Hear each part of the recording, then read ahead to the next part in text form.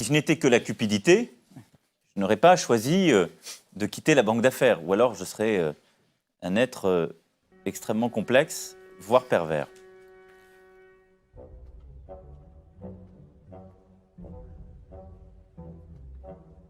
Quelque part, ça n'aurait aucun sens que deux mâles blancs ne vivant pas dans ces quartiers s'échangent l'un un rapport et l'autre disant « on m'a remis un plan, je l'ai découvert ».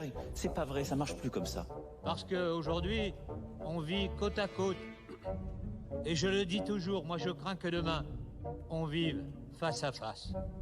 Et donc nous sommes en face de problèmes immenses. Il y a combien le SMIC? Alors, je vais vous dire, vous me faites une colle. En effet, je ne connais pas. Mais vous vous rendez compte? Mais non, monsieur. Et après, vous dites que vous êtes représentatif du peuple. C'est la goutte d'eau qui a fait déborder le vase, et Macron, tout en mettant la goutte d'eau qui a fait déborder le vase, a annoncé qu'il allait mettre un verre dans la cruche. Et aujourd'hui, Macron n'a simplement fait une chose, c'est de dire la goutte d'eau qui est tombée, je ne vais pas la remettre, et le verre non plus. Mais n'oubliez pas que la cruche, elle est toujours pleine. Aujourd'hui, j'en ai rien à foutre de tout ce que vous allez dire et de tout ce que vous allez dire. Tout sauf Macron aux élections. Tout sauf Macron aux élections. S'ils veulent un responsable, il est devant vous. Qu'ils viennent le chercher. Ça ne toucherait pas aux retraités. Pas à l'âge de la retraite, madame. Il y aura des moyens, mais mettre des moyens sans faire les choses qui, pour le moderniser, accompagner, transformer, avoir parfois du bon sens, c'est pas aider les gens. Parce qu'à la fin, les moyens, c'est vous qui les payez aussi, vous savez. Il n'y a pas d'argent magique. Et donc tous les gens, si j'écoutais, si je faisais, si je regarde, mais oh là là.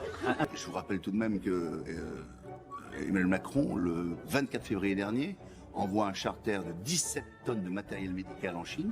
Il offre gants, gel, masques. Et puis une semaine après, il s'aperçoit que c'est une pénurie totale. C'est que les masques ne sont pas nécessaires pour tout le monde. Et vous savez quoi? Moi, je ne sais pas utiliser un masque. Le risque d'importation de cas depuis Wuhan est modéré. Il est maintenant pratiquement nul puisque la ville, vous le savez, est isolée.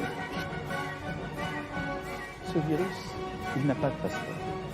Et je veux aussi être clair, je ne rendrai pas la vaccination obligatoire. Des hôpitaux, des cliniques, des maisons de retraite, des établissements pour personnes en situation de handicap, pour tous les professionnels ou bénévoles qui travaillent au contact des personnes âgées ou fragiles, y compris à domicile.